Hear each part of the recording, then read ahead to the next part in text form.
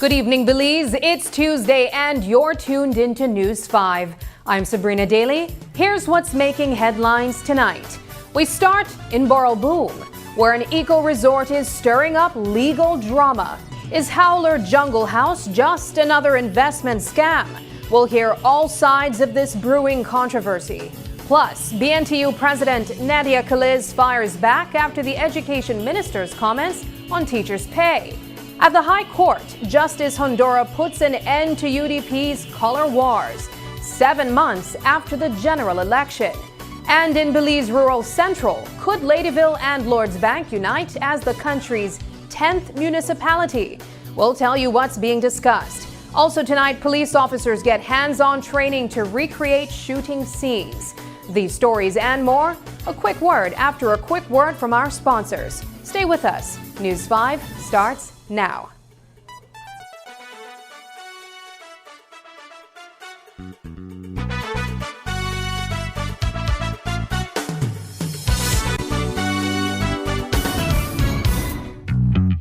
In Toyota, we think that when you trust the timing of your life, life becomes easy to drive.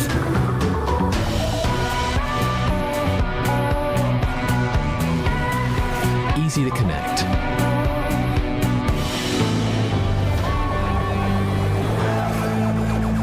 Easy to start.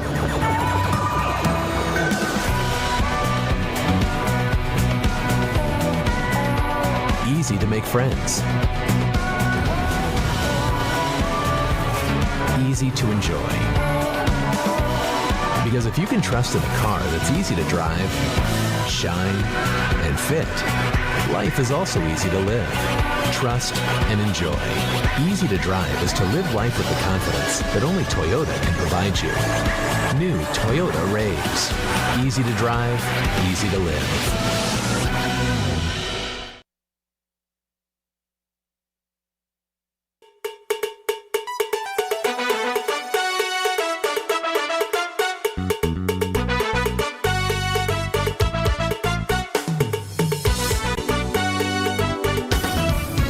Good evening and welcome back. Imagine this, the deep guttural roar of howler monkeys echoing through the rainforest canopy as they swing from tree to tree in the heart of Belize District. Hidden in this tropical paradise is a rustic wood cabin, modern amenities, air conditioning, everything you'd want for the perfect getaway. This is the Howler Jungle House and Cabanas in Boroboom Village. For Shana and Kenny Williams, it started as a dream 10 years ago with just one house. Today, that dream has grown into 4 luxury accommodation thanks to a partnership with 3 American investors. But here's where the story takes a very sharp turn. What began as paradise for those investors has now spiraled into what they're calling a nightmare. Tonight, we take you inside the deal, the promises, and the allegations of fraud that have turned this jungle retreat into the center of a bitter legal battle. Distant roar of howler monkeys echoing through the lush rainforests of Belize as they swing playfully from tree to tree. Tucked away in this tropical paradise is a cozy wood cabin, modern amenities, air conditioning, the works. It's the kind of getaway most of us dream about. Welcome to the Howler Jungle House and Cabanas in Barrelboom Village. For Shana and Kenny Williams, this dream started a decade ago with just one house. Today it's grown into 4 luxury accommodation thanks to a partnership with 3 American investors. But what began as paradise for those investors has now turned into what they call a horror story. I didn't even know what that meant, but they explained it to us. I'm like, oh, Mennonite structure. Like, I live in Los Angeles, California. I wasn't too familiar with that. And so it sounded good. And the price that they told us from the beginning would be $50,000 US for a 1-bedroom Mennonite structure. And I told them I was interested in a 2-bedroom. So they said that they would look into that. And so they gave me a quote of around $80,000 US. And so we thought, like, okay, that all sounds good. So what do we do now? And so we let them know from the beginning, like, we are not like wealthy Americans. We're working, like, it would have to be a project where we're paying as we go, because we don't just have this, large amount of money to just fund this. So here's how the deal was set up. The American investors signed a lease agreement with Shana and Kenny Williams. In that document, it's clear the Williamses remain the beneficial owner of the property. What they offered was permission for the investors to use part of the land to run 3 units. Now, this wasn't just a handshake deal. The agreement spelled out a long list of fees the investors would pay to the Williams. Everything from hotel management and monthly damage costs to operational expenses, security, reception, cleaning, landscaping, maintenance, even social security contributions. In short, the Williams were still very much in control. They started working on the project. We met the contractor, and then they said, like, oh, we actually need to use, I forgot what they said, like, oh, the wood has to be upgraded.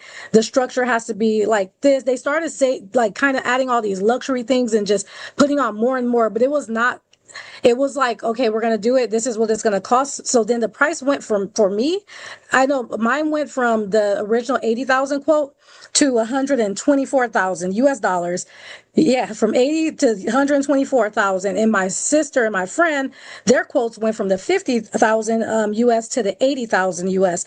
And so we started to ask for explanations. The investors say they kept sending money into the project even as the bills started climbing because they believed in the dream. They were confident that in the medium to long term, their investment would pay off. But then things took a turn. The relationship between the American investors and their Belizean partners began to sour. So a consultant was brought in not just to help steer the business back on track, but to mediate between both sides. And that's when the bombshells started dropping. The consultant began revealing things the investors say they never saw coming. In Belize, you know how we get a quote? Like if you ask for something from the hardware store like Benny's, they give you a quote and then you go in and pay for it. What they were doing is they were taking the quotes and billing the investors with them. So they had a lot of quotes, but they weren't necessarily receipts. If it was over 100,000 Belize, I probably would have been like, okay, business happens and things happen. But when it started to get into like 500,000 US. Now those investors claim they've been duped. They're pointing to what they call a laundry list of fraud, everything from inflated employee salaries and questionable electrical upgrades to bogus invoices, road construction scams, and even discrepancies in consultant payments. And that's just the beginning of their allegations. But Shana and Kenny Williams are refuting every single claim. In fact, they've lawyered up and made it clear they're taking this seriously. Today they invited us to the property to see things for ourselves. While there, we spoke with attorney Andrew Bennett. My clients categorically deny all these false allegations that have been made against them. Actually, we find them to be libelous and defamatory, and we're considering taking legal action on the heels of that letter. However, what cannot be denied is that Dr. Shade Thompson entered into an investment agreement. This is what we are seeing right now. 3 structures were placed on my client's property, and the purpose was to jointly operate these houses as tourist accommodation. And so what has happened is that immediately, possibly about maybe 6 months after commencing the operation of these vacation homes, in our view, Dr. Thompson listened to bad advice, and that has led to the dispute that is currently before us. According to Bennett, the Williams ran their operations by the book. He contends that the costs of the works carried out to prepare the property and construct the 3 structures are well within a justifiable range. What we will say is that, look at it, those structures are very unique to the property and they have the aesthetic appeal, and that is the reason why we invited Channel 5 to be here to see for themselves what these investors got. It's not every American voice that becomes the truth. You have to listen to Belizean investors, Belizean businessmen as well, because Kenny and Shanna, they have conducted their business above reproach.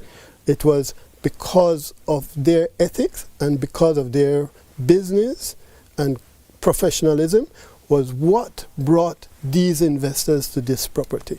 The American investors say they're ready to pack up, take their structures off the property, and move on with their lives.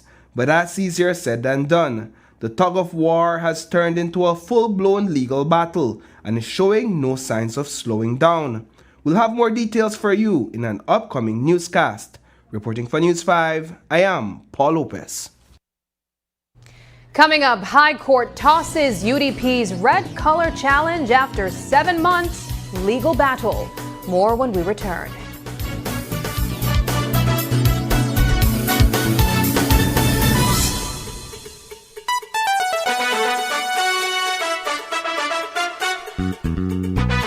For a night of rhythm, culture, and celebration, the University of Belize presents the President's Endowment Fund Concert featuring the Garifuna Collective and Nuani Martinez and the Bogany Boys. Join us on Saturday, November 8th at the UB Gymnasium in Belmopan. Gates open at 8 p.m. sharp. Come early and catch every beat. Tickets are available now at the President's office at the UB Belmopan campus. General admission $75, VIP $150. Don't miss the President's Endowment Fund Concert, where UB Pride meets Belizean rhythm.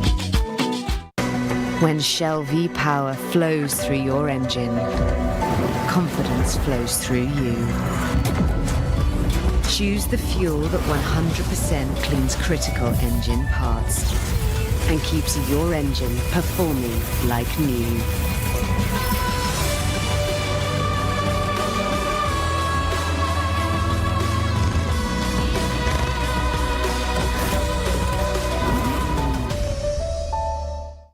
At Cellular World, we believe technology shouldn't just be functional. It should make your home uniquely yours. Design your smart home with the full range of Samsung appliances and TVs. Equip your kitchen with smart and stylish fridges, advanced microwaves, and whisper quiet dishwashers, bringing smart living to the heart of your home. Make daily tasks simple with efficient smart washers, powerful dryers, or an all-in-one laundry hub that adapts to your lifestyle. Experience true-to-life colors and spot-on sound with the Samsung Q LED Smart TV. Connect all your spaces instantly with the Smart Thing app for seamless control wherever you go. Get all your Samsung products today with the peace of mind that only the 1-year warranty from the authorized distributor can give you. So stop by your favorite location and start designing your smart home today. Only at Cellular World. Well, the rate for tonight, back 20 piece. Card the phone, turn that back way. 20. Play a fine chili there. Say that the rate. I know baby play 1, 2, and 3. I want to try call it quick now. Bolito just got easy. Now you can play your lucky rake with DigiWallet. Register and cash in to get started. Download the Bolito app and set DigiWallet as your pay and payout method. Bolito win. Get in it. We day unite.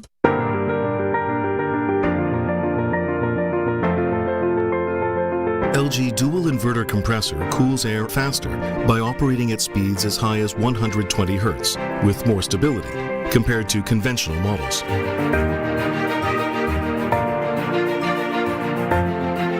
It also saves up to 70% more energy by operating at speeds as low as 10 Hz with more stability.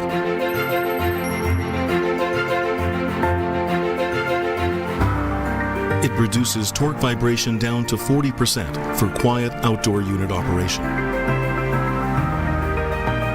Stable operation with low vibrations also results in increased durability.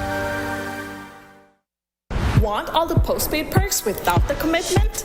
Now you can with Smart Supercharged prepaid plans. All the talk, text, and data you need. No contracts, no hassle. Pay upfront for your package and enjoy total freedom. No commitments. Just simple, flexible plans that fit your life. Pick your power, Core, Edge, or Prime. Prepaid plans ready when you ready. Commit to no commitments and get yours today. Dial 7526 or *100 key. Use the Smart app or visit a Gimme Dollar agent to purchase today. Smart, bringing people together.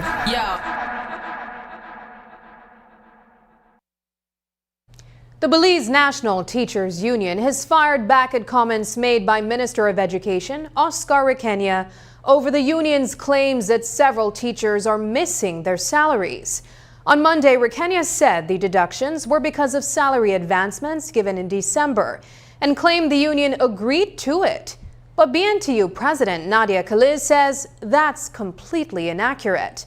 She took to social media to set the record straight, saying teachers didn't get advances. They got long overdue increments and allowances. Kaliz even pointed to a letter from December 2024, where the government promised to pay those increments and allowances that same week. For her, the minister's comments highlight a bigger problem, a broken system and a lack of transparency.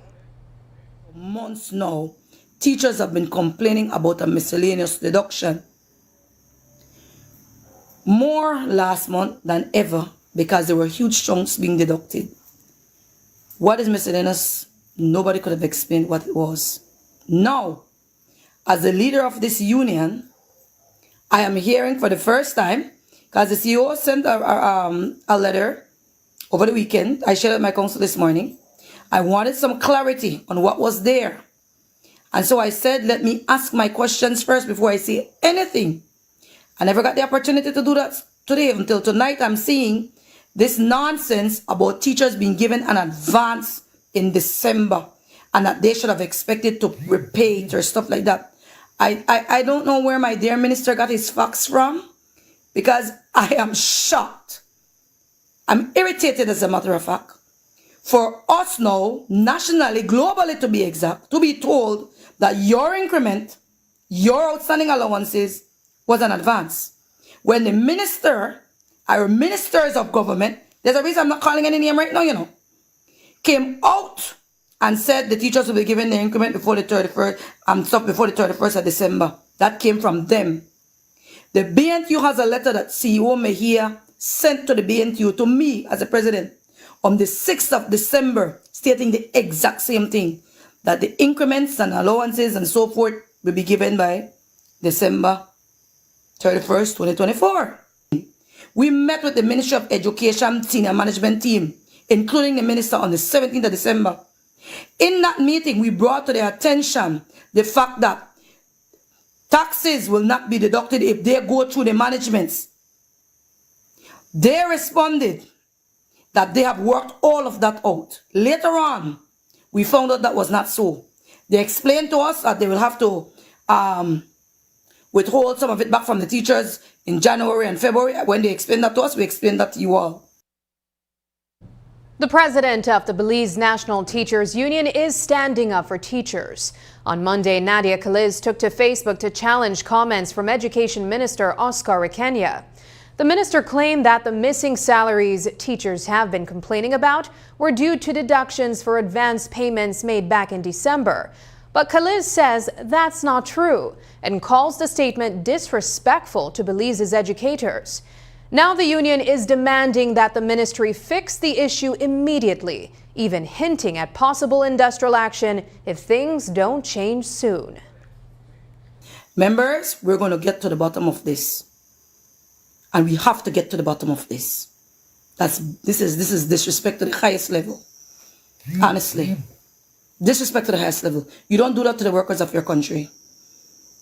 And you don't play down, especially the teacher right now, who the landlord has asked to vacate the premises because he cannot pay his rent. No light, no water right now. And say, oh, it's not an issue of teachers not being paid. It should have been. It's not an issue of majority of teachers not being paid, but there are a few.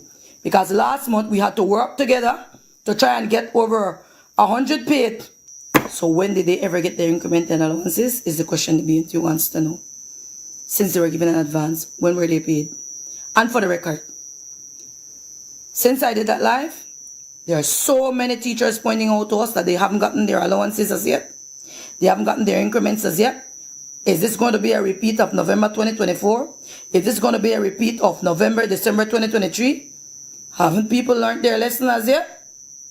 There's a storm on the horizon, and this time, it's a big one. It was the talk of the town leading up to the 2025 general election. Intra-party color wars. Red became the center of controversy after it was assigned to two factions within the United Democratic Party. UDP leader Moses Shine Barrow and Deputy Leader Alberto August weren't having it. They took the Elections and Boundaries Commission and even the Attorney General to court over the decision. Just 9 days before voters headed to the polls, Barrow filed for leave to seek a judicial review. They asked, should members of the Alliance for Democracy be allowed to use the color red? Fast forward 7 months after filing, the High Court has dismissed the application. Today, the attorney for the Elections and Boundaries Commission broke down what caused the delay and explained the reasoning behind the ruling. The judge's finding focused on two primary points. The first had to do with the mootness of the challenge. The challenge, by the time it came up for hearing, was already moot. So the decision was handed down by the Elections and Boundaries Department on the 25th of February. Mr. Barrow and Mr. August filed a claim for judicial review early March, 3rd of March. They filed the claim but did not prosecute it, did not push it. Of course, elections were held on the 12th of March. The results were that the People's United Party came out victorious, winning 26 of the 31 seats. Despite filing the claim on the 3rd of March, they did not serve it on the Elections and Boundaries Commission and the Attorney General's Ministry until early April. So more than a month had elapsed since the filing of the claim, and of course a significant amount of time had already passed since the general elections were held. Of course, Parliament had already reconvened, but it didn't end there. They then, after being prompted by the judge whether they would continue to pursue the claim in light of the fact that elections were already held, decided that they would then amend the claim in July. So the judge held that in view of those circumstances and the fact that what was being challenged was the use of a color in an election which had already been held, in an election for which results had already been declared, it meant that the claim was entirely moot. That's point number one. And point number two was that the court held that in the circumstances which I just outlined, the claimants were entirely delayed in prosecuting their claim. Now, what Barrow filed wasn't the actual case on the color issue. It was just the first step, an application for leave to seek judicial review. Think of it as asking the court for permission to argue the bigger question: who gets to wear red? That main issue never made it to a full hearing because the process didn't go that far. Still, Attorney Guerra explained that the color controversy was part of the arguments during this application stage. That is something the judge squarely addressed in the judgment. It's not in dispute that there are two factions within the United Democratic Party, and that's recognized. Arguments were advanced in court that dealt specifically with the point which you just raised, that you're you're not making it clear in terms of which political parties individuals are voting for. But at the end of the day, it's not disputed by any, certainly by Ms. Panton's side, that she is a part of the United Democratic Party. He didn't have to make a ruling on those arguments. But I can tell you from being present in court and leading the case on behalf of the Elections and Boundaries Commission that those arguments were canvassed, were advanced. But the judge said, based on those two preliminary points, which were the delay in prosecuting the claim and the fact that it was now moot, he didn't have to go on to consider the substantive arguments. And that is because when one commences judicial review proceedings, one has to first seek leave from the court. And a part of seeking leave, you have to then convince the court that you're not delayed in prosecuting a claim. And two, that there isn't any, it's not an academic claim. There's a live issue, there's a list in law between the parties. There's an issue to be resolved by the court between the parties. And that just no longer was the case. Big changes are on the horizon for residents of Ladyville and Lords Bank Village. Today, it was confirmed that the members of both village council have planned a meeting to discuss the possibility of combining both communities into one town. It's a move that has been discussed for decades, but has never made any progress. Not only would it shake up the political scene with voters having to re-register, but it also opens the door for an increase in land tax. As of now, the idea remains in its preliminary phase, with village councillors meeting with area representative Dolores Balderramos Garcia on Wednesday to discuss what the possible implications of the change would be. We spoke with Lords Bank Village Chairman Daniel Salinas, who expressed his optimism for the upcoming meeting. My honest feeling is that I think it's something great and should have been done a long time. Because once we fuse with Ladyville to become a town, then we will see way more development that is happening now. You know, we won't have to depend on central government for everything. We will have our own funds, so we can do our own development in the community and in both communities. And why do you think there's been such a delay with the progress then? Has people been advocating for it in the past, or is it just that the idea was never proposed? No, the idea was proposed, I think, under the previous administration as well, if I'm not mistaken. But I guess it wasn't a more important issue than it is now, because if you notice, like, Ladyville is developing so quickly with all the big businesses coming this side, and then Lords Bank is the residential part of this soon to be town, you know. So I guess that's why now they're making it a priority now to turn it into a town. Has there been any discussions with the village council in regards to this? I did bring it to my council members. I think the past council members, it was up for discussion, but it's something now that we're supposed to meet tomorrow to discuss this. Hopefully it pulls through, you know. I mean, you will have some people going against it, but in regards to, like, the raising of property taxes, you know, but then we have to, with progress comes problem, but we have to look past the problem for a future development. On Monday night, just days after the barricades came down at the popular Belize City hangout spot, Hangar, residents say they heard what sounded like gunfire. Some even claim it was a full clip being emptied. Police rushed to the scene, but after checking things out, they found no injuries and no shell casings. The timing is interesting. This happened just one day before the Belize City Council is set to face a high court challenge from resident Romel Burhes. He argues those barricades weren't just inconvenient, they were a safety hazard, blocking access for fire trucks and police. For years, neighbors have complained about the area being a hotspot for drugs, loud noise, and crime. That's why some pushed to block it off, and others even want the land subdivided. But not everyone agrees. The council removed the barriers ahead of the court case. But what's next for that public road? After the break in tonight's Culture Tuesday, Stretch Migots, the Creole treat passed down through generations. But first, here's the latest weather update from the Belize Met Service.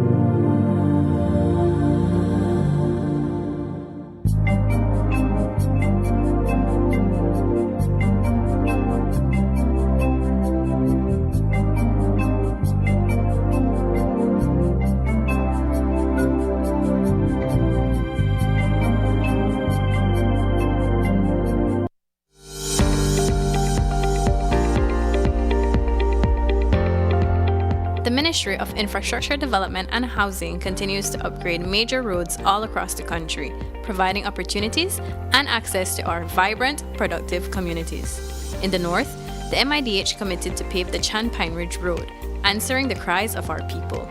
Today, that road is positively impacting the lives of residents and transforming the community.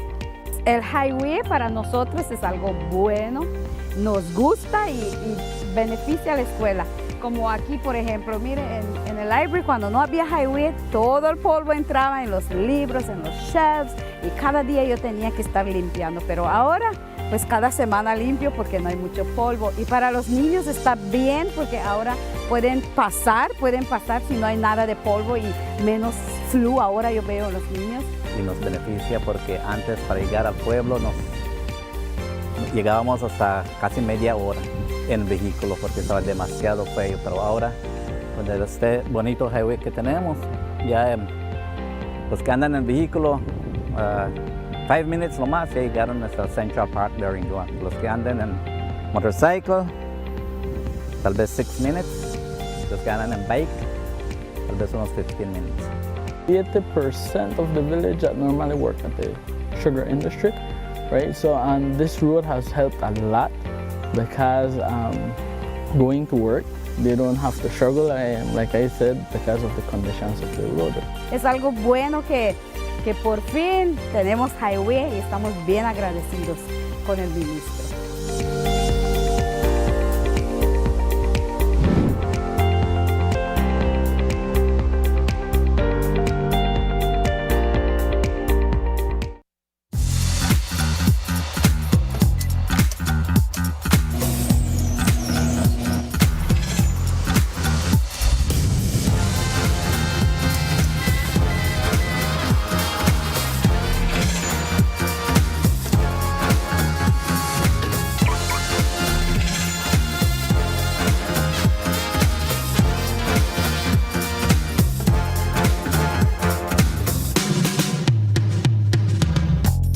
Introducing BB Insurance, built for Belize. Your security, our priority.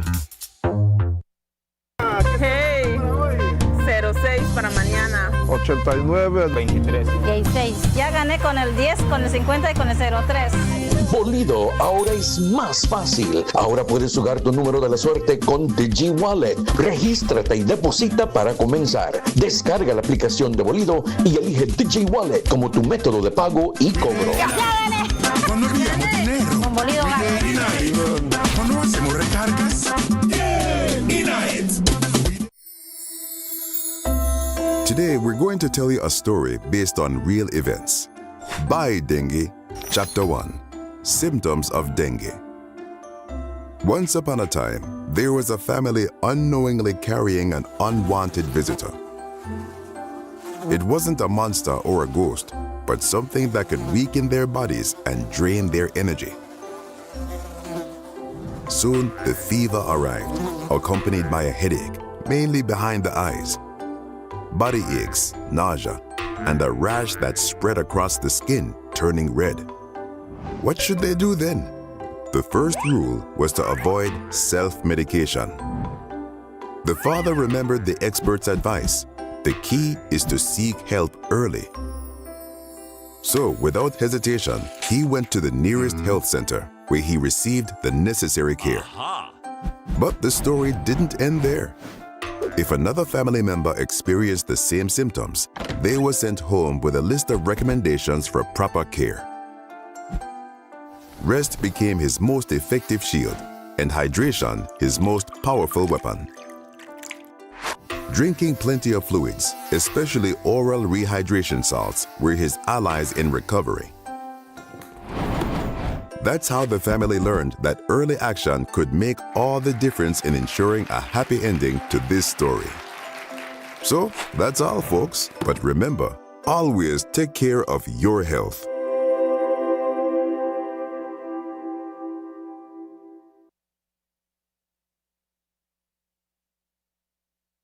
My name is Carlton Flowers, and I'm the owner of Back to My Roots Art from the Heart.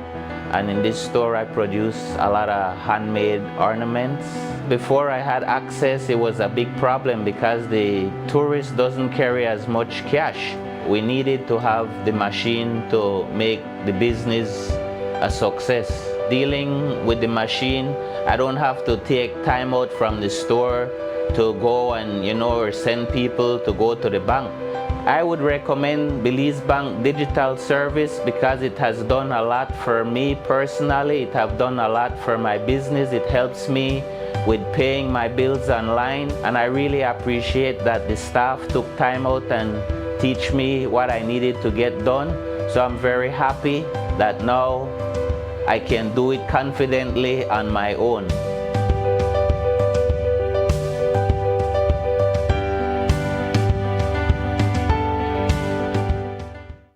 Want all the postpaid perks without the commitment? Now you can with Smart Supercharged prepaid plans. All the talk, text, and data you need. No contracts, no hassle. Pay upfront for your package and enjoy total freedom. No commitments. Just simple, flexible plans that fit your life. Pick your power, Core, Edge, or Prime. Prepaid plans ready when you ready. Commit to no commitments and get yours today. Dial 7526 or star 100 pound key. Use the Smart app or visit a Gimme Dollar agent to purchase today. Smart, bringing people together.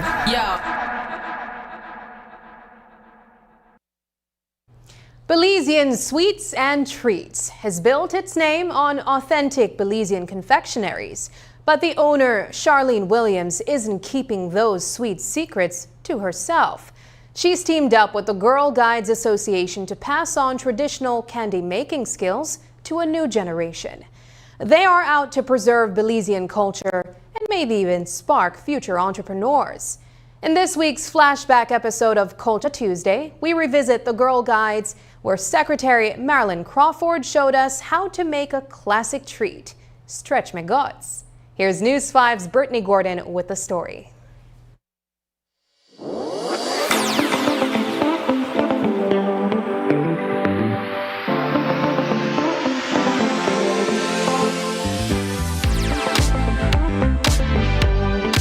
The Belizean delicacy Stretch My Guts is one of many treats being passed on to a new generation of people. Through a collaboration with the Girls Guides Association of Belize and Belizean Sweets and Treats, the skills needed to prepare these classic candies are being taught to young girls and women so that the tradition may continue to be passed on for years to come. Charlene Williams, owner of Belizean Sweets and Treats, told us about the endeavor. Belizean Sweets and Treats teamed up with Girl Guides Association of Belize to help to promote the Creole culture, to save our heritage so that our younger people can grow up and know that they're a part of something beautiful. And what exactly are you making here today that you taught them yesterday as well? Yes, one of the most exciting thing for them was the Stretch My Guts. The name, they're like, what is it? Because they have never heard about it before. So we took on the initiative where we are teaching the guiders how to make these treats. And when they go to their individual packs, they will be able to give that information to then teach their little brownies, their guiders, or their rangers how to do this. Marilyn Crawford, Secretary of the Girls Guides Association of Belize, is one of the women participating in the classes. She recently learned how to make Stretch My Guts and explained why initiatives like this are important for young women. The purpose of it is teaching the girls life skills. So from an early age, they could learn to maybe fry an egg, boil potatoes and stuff like that. So these skills that we are teaching the girls is to take them throughout their life. So it depends on how they manage themselves as they get older, because we have to face it that there will be hardship and there will be good times. So when they get in difficulties, they should be allowed to help themselves and know how to get out of that. Williams walked us through the process of making Stretch My Guts. She said that it only takes 3 simple ingredients: sugar, lemon or lime, and coconut water. With Stretch My Guts, it's a combination of sugar, lemon, and coconut water. And you pretty much combine them on the stove. These 3 ingredients on the stove, make sure you stir it properly. You kind of have a leeway because it doesn't start to boil until probably 20 minutes in. But after it starts to boil, that is where you need to keep your foot glued in front of the stove. Keep stirring and stirring because you want an even consistency between it. Some people, when it starts to boil, you will notice that it simmers less and the syrup starts to thicken. This is where the sugar and everything is melting and it's starting to look like a beautiful combination.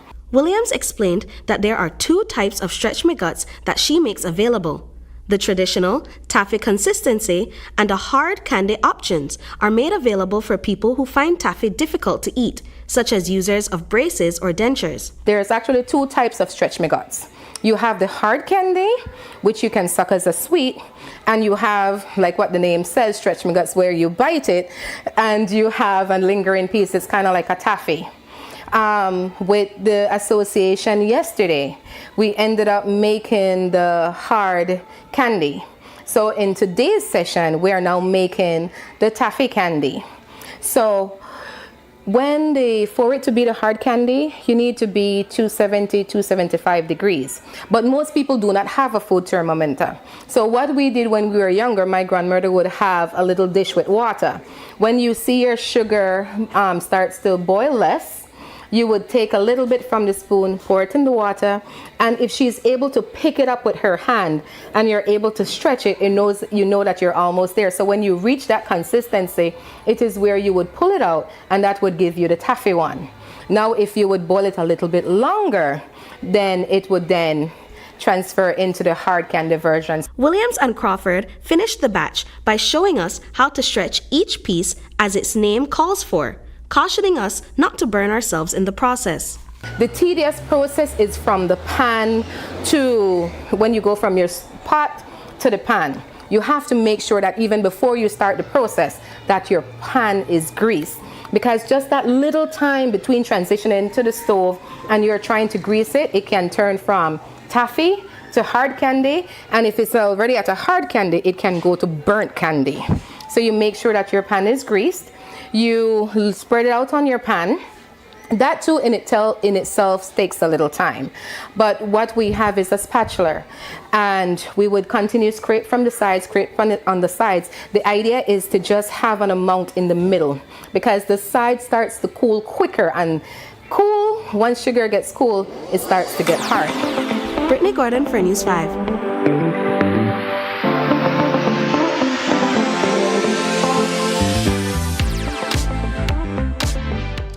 Tonight, we're talking about a big global conversation that's all about protecting our oceans while growing our economies. Belize has teamed up with the African Union and the Global Water Partnership for what they're calling a knowledge exchange. Sounds fancy, right? But here's the simple version. It's a massive brainstorming session to figure out how the blue economy can work for everyone. Think of the blue economy as a win-win, creating jobs and boosting income while keeping our marine ecosystems healthy. From sustainable fishing to smart ocean planning and even creative financing, this meeting is about turning big ideas into real action. Two major projects are driving this effort: the African SIDS Blue Economy Project and ProCaribe Plus. And Belize is right in the mix, sharing ideas and learning from others on how to make this vision a reality. Here's Shane Williams with the following story. It's called the Blue Economy, a vision where jobs and income thrive without harming marine ecosystems. Representatives from Belize, the African Union, and the Global Water Partnership are meeting under two Global Environment Facility funded projects, the African Small Island Development States Blue Economy Project and ProCaribe. The exchange focuses on practical solutions, from sustainable fisheries to marine spatial planning. The main objective of these sessions really is for the two projects to learn about our work that we're doing in the blue economy, especially as it relates to blue economy development, sustainable fisheries management, and marine spatial planning, and as well as us to learn about what they're doing in their respective works. The collaboration is supported by the International Waters Learning Exchange and Resources Network, a global initiative that helps connect international water projects. This twinning exchange is a collaboration between different GEF-funded international waters projects. So we've also received some funding from the IW Learn, which is the kind of overarching project, knowledge exchange project financed by the GEF that provides some support to the different international waters initiatives. For African small island developing states, the priority is building strong policies and frameworks to make the blue economy thrive across the continent. The African SIDS project is focusing in at the two different levels. At the Pan-African level, we're really looking at things like policy development, setting up frameworks as well as coordination mechanisms to support the implementation of blue economy across all 6 of the SIDS. But we also then have a second component that's looking in at these pilot demonstration projects. And it's particularly also why we wanted to come out to Belize. Number one, to see the work that's being done specifically by Tide, and get a better sense of what on-the-ground implementation looks like. Belize's vision is clear: a healthy ocean that supports both the economy and culture. The vision for the plan itself is a healthy, resilient, and equitably shared ocean that supports a thriving national economy and nurtures the culture and well-being of all Belizeans. So it goes back to the definition of MSP, in that we want to support national economy, but we also want to nurture culture and well-being of all Belizeans. The knowledge exchange wraps up later this week, but the ideas shared could shape ocean policy for years to come. Shane Williams, reporting for News 5. When we return, Belizean students face new normal in Jamaica.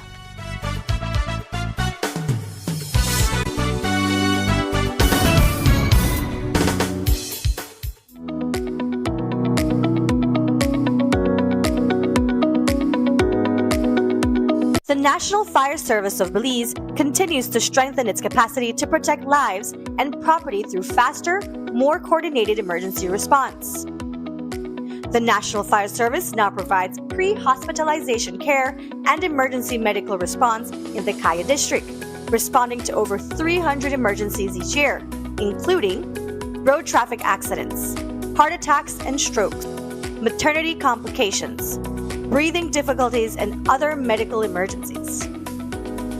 As part of this expansion, 6 firefighters have been trained as emergency medical technicians. 1 firefighter is now a fully certified paramedic, the first in Belize's fire service. Over 30 firefighters are trained emergency medical responders in Corozal, Orange Walk, and Cayo. Additionally, plans are underway to extend ambulance services to other districts in the coming months. The Ministry of Public Service, Governance, and Disaster Risk Management together with the National Fire Service, remains committed to improving emergency response, saving lives, and building safer communities. In any fire or emergency, dial 990. The National Fire Service of Belize. Fast, reliable, ready to respond.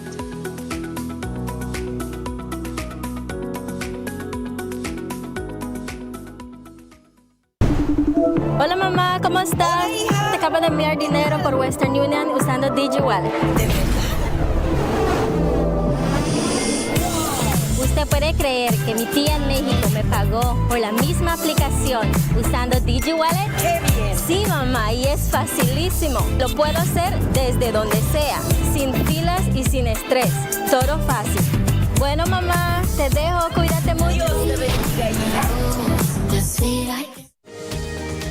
Unwrap the joy of crystal clear picture and sound from Aiwa, the brand that offers you affordability and exceptional quality.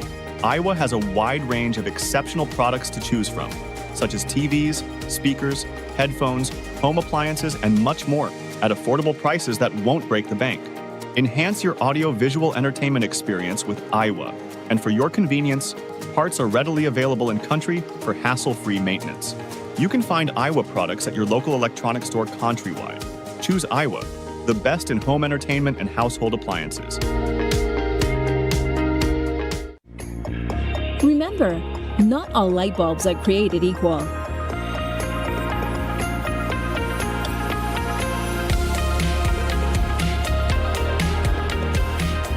Our lighting department offers a wide assortment of light fixtures and accessories to suit your style.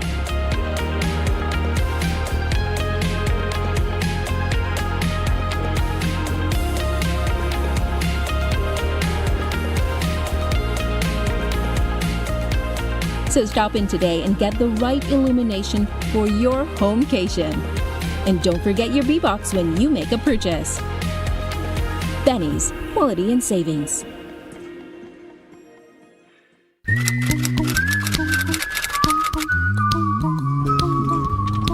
No Wi-Fi.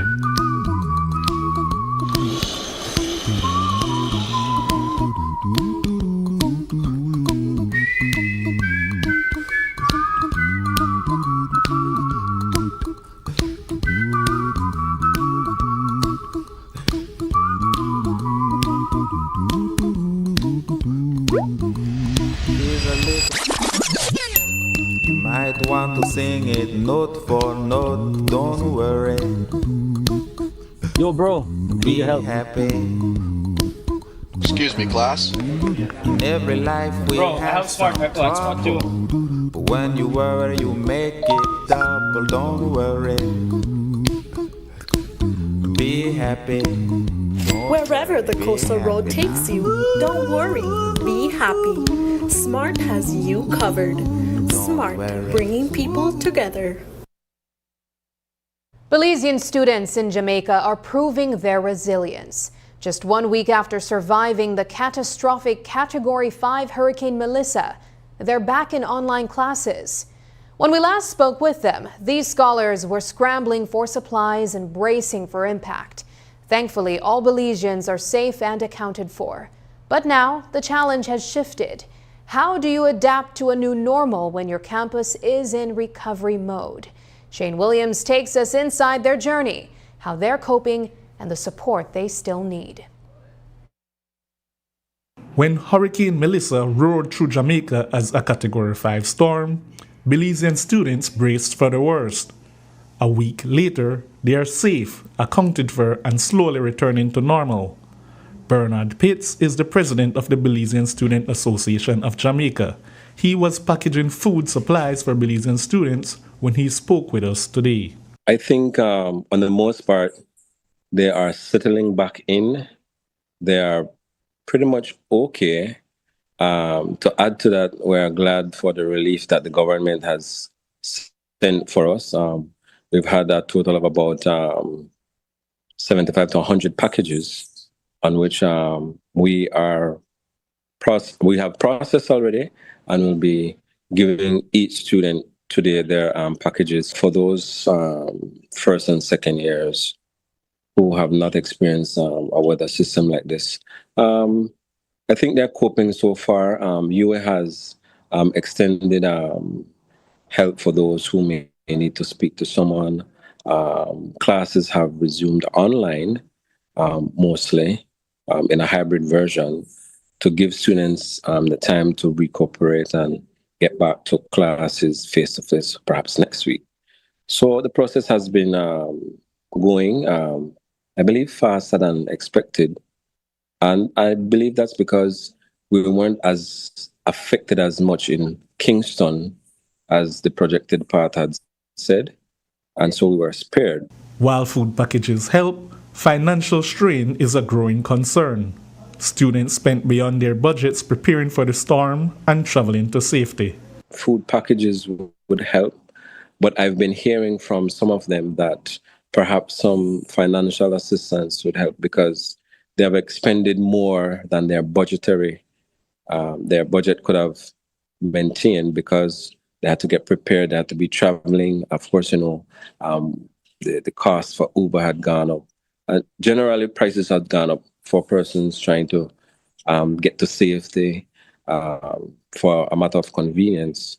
And then we have those who have traveled from the island. They had incurred costs. I think the lease was somewhere around $450 USD. And those monies persons expended were perhaps for their rent, for their transportation, for some food and so on. So they're pretty much out in that regard. So financial assistance, I believe, would be welcome for majority of those persons who had to go beyond what they had budgeted for. Jamaican Belizean activist Moses South is urging the Belizean public to step up and support relief efforts for communities hardest hit by Hurricane Melissa. I have to say condolences and support to the people of my birth country, Jamaica, during this time of great devastation. And I want to send you word of encouragement that, I stand in solidarity with you and we stand in solidarity with you, and just have faith in God. And I think for those who have the resources, they should spread that resources in this time, regardless if you're from Belize or not. It's a humanitarian thing. And for me, especially the Cubans have done so much for Belize. So I think definitely Belize and a whole should come together and see how they can also send some resources to Cuba. Despite their own challenges, Belizean students plan to donate some of their relief supplies to Jamaican communities hardest hit by the hurricane. Shane Williams reporting for News 5. Jamaica is reeling from the fury of Hurricane Melissa, a monster Category 5 storm that slammed into the island on October 28th. The hurricane unleashed catastrophic winds, flooding, and storm surges, leaving entire communities in the dark and thousands displaced. Hard-hit parishes include St. Elizabeth, St. James, Trelawney, Manchester, Hanover, and Westmoreland. But help is on the way. The Caribbean Public Health Agency, CARPHA, wasted no time mobilizing support. Just 2 days after landfall, Executive Director Dr. Lisa Indar joined a high-level CARICOM team in Jamaica. That team included leaders from SIDEMA, the Caribbean Development Bank, and the Caribbean Institute for Meteorology and Hydrology. They hit the ground running, meeting with sector leaders, visiting hospitals and shelters, and assessing urgent needs. On November 1st, they sat down with Prime Minister Andrew Holness and his team. And Dr. Indar also met with Health Minister Dr. Christopher Tufton to map out CARPHA's public health response. Regional solidarity is in full force as Jamaica begins the long road to recovery. A robotics competition in Panama ended in heartbreak. A 16-year-old Bahamian student, Madeline Thompson from St. Augustine's College, tragically fell to her death during the event. She was attending the first Global Challenge 2025, which ran from October 29 to November 1st. Just last week, Belize proudly sent off its own team from Belize High School to compete internationally. But the final day turned somber for everyone when Thompson's body was discovered around 6 a.m. Reports say she had been staying on the 27th floor with 2 pairs, but was found on the 12th floor near a public pool, apparently after a fall. Right now, Panamanian authorities haven't confirmed whether foul play was involved. The Bahamian Ministry of Foreign Affairs says it's working closely with local officials and Thompson's parents, who were at the competition, to coordinate next steps. Up next, new training helps officers solve gun crimes.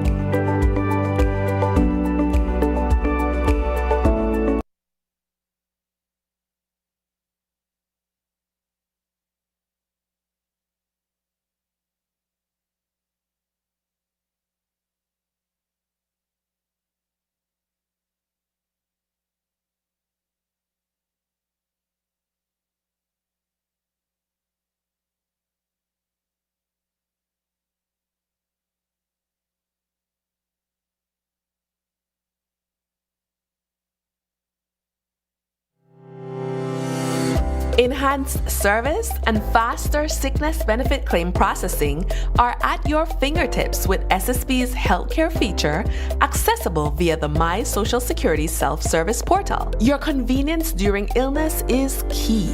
Now your doctor can certify your period of illness, and your employer can confirm your employment details digitally, eliminating the need to visit our office. But wait, it gets better. You can also review the medical certificate provided by your doctor in your My Social Security account, along with real-time processing updates, keeping you informed.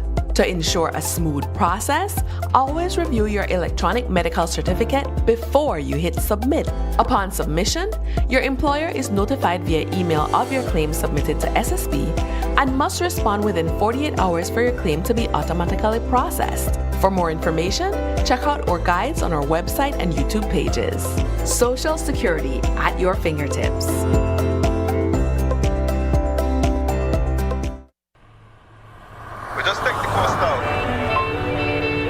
Belize is on the move. The Coastal Road is now powered by Digi's ever-expanding 4G LTE Advanced Network. Now you can stream that music, track that storm, or stop to send that file. Digi 4G LTE has got you covered. Digi, leading Belize's digital transformation.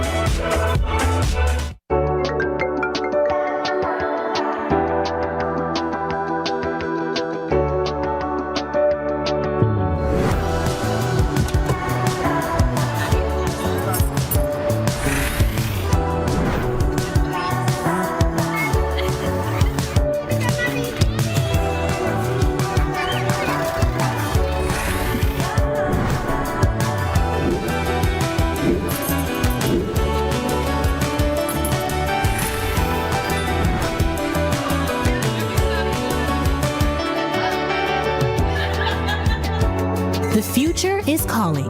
Belize Bank. Your future, our commitment.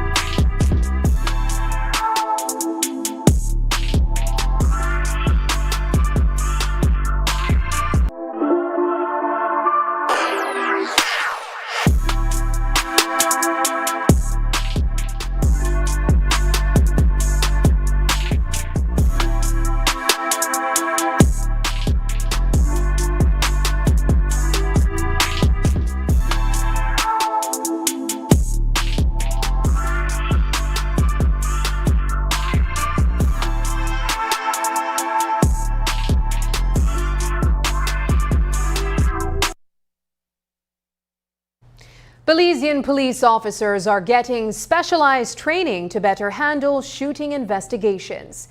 The Ministry of Home Affairs, working alongside the U.S. government, is teaching officers how to properly assess crime scenes and reconstruct what happened during a shooting.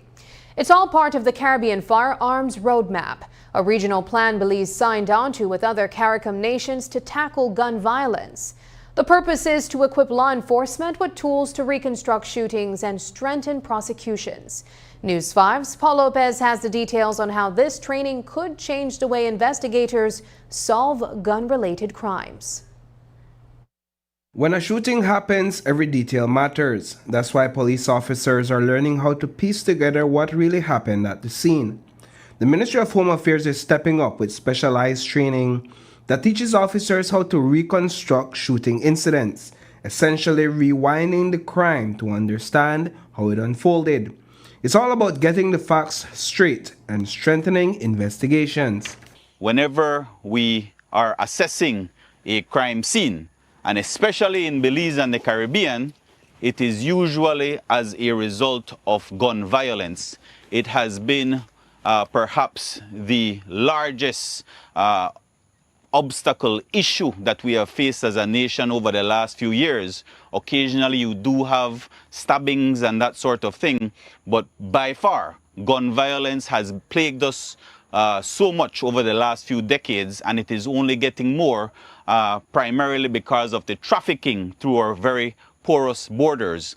And so this session right now, this training session, will go a very long way in training our personnel to determine the angle at which a particular weapon was fired. It certainly, like Mr. Jones has said, will help you in determining whether it was a murder, whether it's a suicide. And so there's so many aspects to this training that I'm sure you have benefited from over the last few days and will be able to now apply it in your profession as the days go by. Officers first learned the theory in the classroom, then took the knowledge into the field for hands-on practice. Several targets were shot up for participants to assess in their field exercise. What we're doing is the practical application of what we did for the last 3 days in class, shooting incident reconstruction.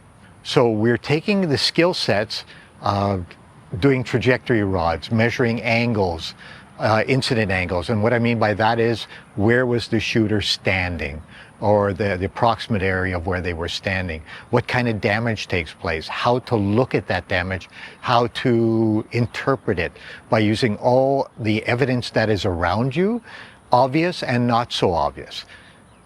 Sharing with the investigators how to look for that not so obvious evidence. And so what we do is we are shooting up a vehicle, we are shooting up targets that replicate building materials, windows, doors, exterior panels, and then even interior building materials, so that when the investigators come in and they look at it, they're able to take the skills that they've been taught in the classroom and apply it in the field. Deputy Commissioner of Police Bart Jones underscored the importance of the training and its value for officers investigating firearm-related crimes. He explained that these skills can help officers to distinguish between homicides and suicides. All part of the ministry and the department's effort to address gun violence, and this is part of gun control, the proper investigation of shooting incidents, not just the murders but shooting incidents and a whole, so that we'll be able to address the gun incidents from that perspective. So it's, while we're doing the enforcement, arresting and charging, we also have to look at the shootings, and importantly that we are able to determine and more from this course when a shooting incident in fact might be a homicide or whether it is a suicide, as sometimes we know that persons may stage suicide to stage murders to look at as suicide. Police officer Jairo Sosa demonstrated what he learned in class, how measuring the distance between bullet holes can reveal critical details about a shooting. This week has been a very interesting week. Other than learning the theory and doing the practical part of it, we have increased our knowledge and skills. Example here, we have 3 trajectory rods along with the centering cone, and we have 2 techniques here. We have the laser, which is very good for long distances, but for visibility purpose, sometimes might pose a challenge, unlike this thread, which is clearly visible, right? But the problem with the thread, if you notice, it would tend to sag. So that's each one has its advantage. The laser does not sag, right? But the thread does. So we have different techniques. We can also calculate and measure the width and the height of this bullet hole, and using our everyday calculators, we can get the angle of incidence or impact. Trainers emphasize the importance of investigators utilizing the lessons learned as tools to determine what happened, how it happened, and to think outside the box. Reporting for News 5, I am Paul Lopez. Before we leave you, here's tonight's viewer's voice. On our first story, on BNTU doubles down on missing salaries after MOE denies claims. DJ Garcia RL commented, "This is what happens when UNO agree to certain percentage with the government. Next time, stand on business and demand what is fully due to the teachers." Turning to will Ladyville and Lords Bank become one town? Richard Young shared, "It wouldn't make much economic sense for the business community and the residents. It would for the governments and proposed town council, though." And finally, from paradise to legal battle, Howler Jungle House dispute turns ugly. Irby Alamia shared, "Investment seems fair enough to me. The cabin materials are very expensive. The place looks great, just a matter to sit on the table with a new advisor and make money for both sides." Thank you for engaging with us online. Your voices shape the national conversation. Keep those comments coming, and we'll continue to feature them right here. And that's the news. Tonight's broadcast is available at greaterbelize.com, on our Facebook, and on YouTube. I'm Sabrina Daly. Thanks for joining us, and from all of us here at News 5, good night.